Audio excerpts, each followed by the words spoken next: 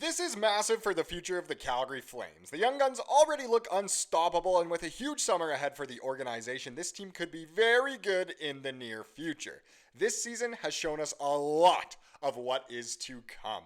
We're going to get into all that and more in this video, but first I want to welcome you to Flames Digest. I'm Mark Griffith. If you're new around here and you love the Flames, make sure you subscribe so you can stay up to date on all the latest news, updates, reports, and rumors revolving around your Calgary Flames. We would love to welcome you to the Flames Digest family. And no, we didn't make the playoffs, but there's still so many exciting things to talk about. And let's talk about last night's game.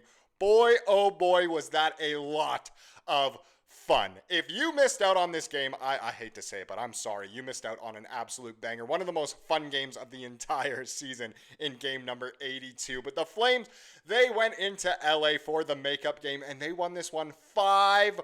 5-1 to end the year, which was just fantastic. You know, this team all season, they never backed down. They had no quit. And in this game, man, they just honestly dominated a playoff team in the LA Kings, which was a great way to kind of sign off for the year and give the fans one last thing that they wanted to see. So a great 5-1 win. Of course, the big thing was the 4 debuts. We talked about it a lot in yesterday's video. I'm sure you've been hearing about it like crazy if you follow any Flame stuff on social media or watch the game last night. But last night, 4 rookies made their NHL debuts, and there was actually a quadruple rookie lap. We saw 4 solo laps and then one with all 4 of them together. But of course, Zane Parekh, Idar Suniev, Hunter Brustevich, and Sam Morton all playing their first NHL games, and it honestly couldn't have gone any better if you're asking me. All 4 impressed me quite a bit. Obviously, they have a lot of growth to do, but after one NHL game, that's what you'd expect, and they were honestly fantastic. If we get into the box score here, Dan Vladar gets the start in what could be his final game as a Calgary Flame. A lot of people hoping it isn't. I personally think he's a great backup for Dustin Wolf. He had a very solid year, and in his final game of this season, he gives up just 1 goal on 31 shots. Made 30 saves, the .968 save percentage, and he deserved that. I think that made his record for this season above 500, which honestly he did deserve with all of those tough starts he had throughout the year. Getting the win in this one was a very, very deserved. Let's get into the skaters who picked up some points, and there is a long list, and it all starts with, of course, Nazem Kadri getting 2 goals in this game. He did that cute little wave before the game started and got rewarded with a couple goals to get to 35 on the year. What a season from Kadri. His best season as a Flame, of course, statistically, but just so many goals. Had milestones and, of course, led the team in goals this year. What a season from him. Michael Backlund stays hot. He had a great last couple weeks of the year. He gets a goal and an assist in this one. And now we get into the super fun part. The other 2 goals were both first NHL goals by 2 of our rookies to play in their debut games.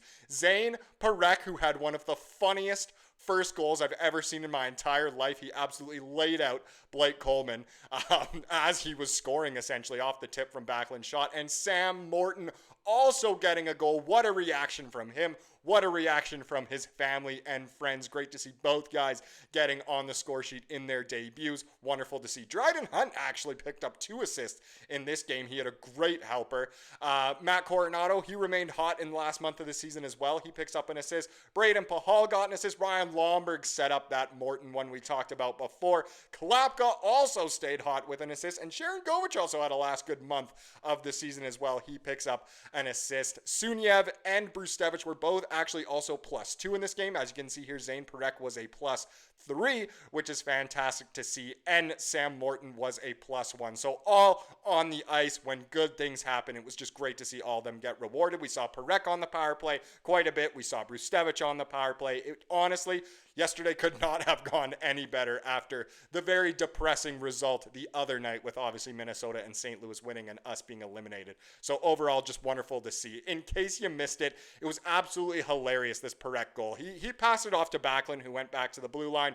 Backlund then shot it, and Parekh tipped it in above Big Save Dave, more like No Save Dave yesterday, and absolutely drilled Blake Coleman. This little screen cap here is just as they were making contact, which was literally right as the puck was going in, which is pretty hilarious. Now, Blake Coleman posted this on social media after the game, which is just hilarious. It shows, just the camaraderie of this team, the sense of humor of pickles, but overall, this is hilarious. So he said, at Zane Parekh, congrats on the first tuck of many. Next time I'll stay off the tracks with the explosion emoji and the train emoji. Yes, Parekh absolutely laid the boom on the Texas Tiger. It was honestly hilarious. One of the most memorable first goals, I think, not only in Flames history, but just NHL history in general. That was so funny to see.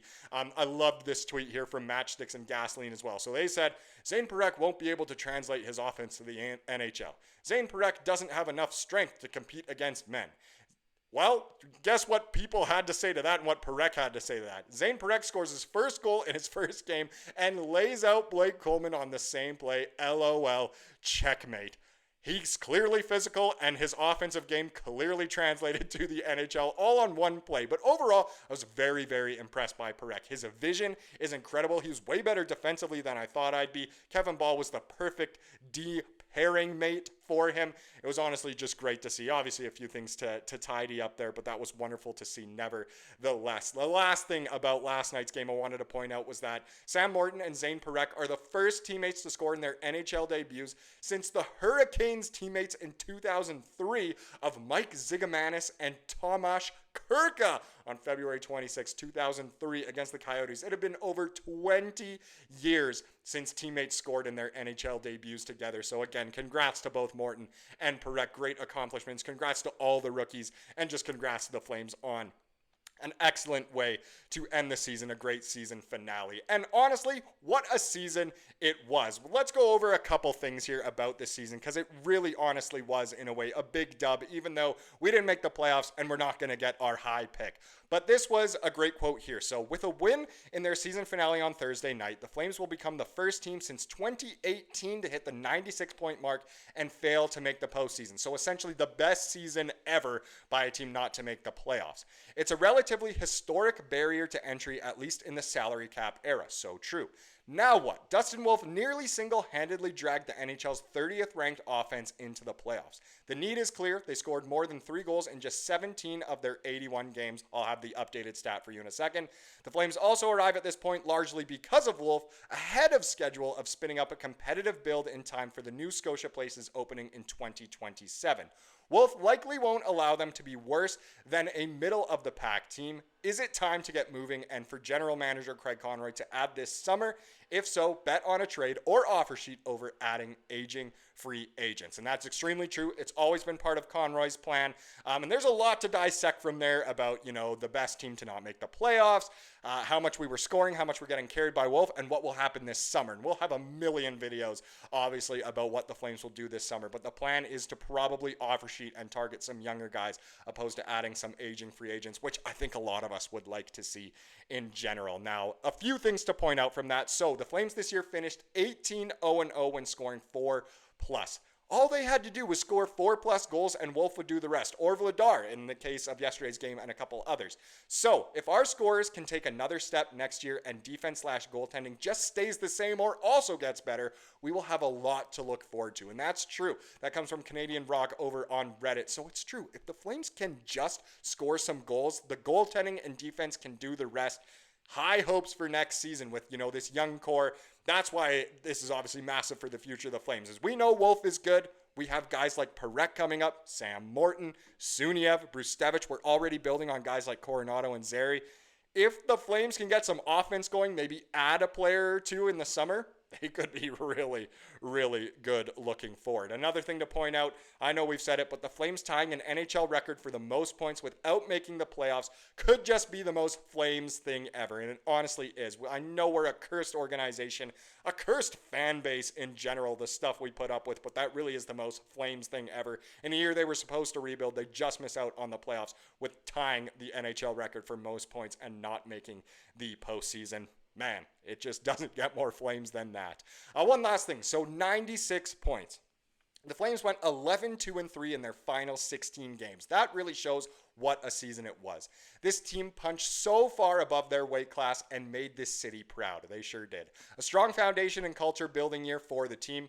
absolute facts. Hats off to them, and I hope they have a good summer and come back ready to build on it in the fall. That comes from Matchsticks and Gasoline over on Twitter. So true. Overall, it really was an incredible season. Exciting hockey essentially until the very end, and couldn't be more proud of this team and more excited for the future. Honestly, seeing all those players last night was massive for the future, and it just shows how bright it is, which gives this fan base the optimism it needs after so many years of disappointing results. So overall, what a season it was. So excited for the future.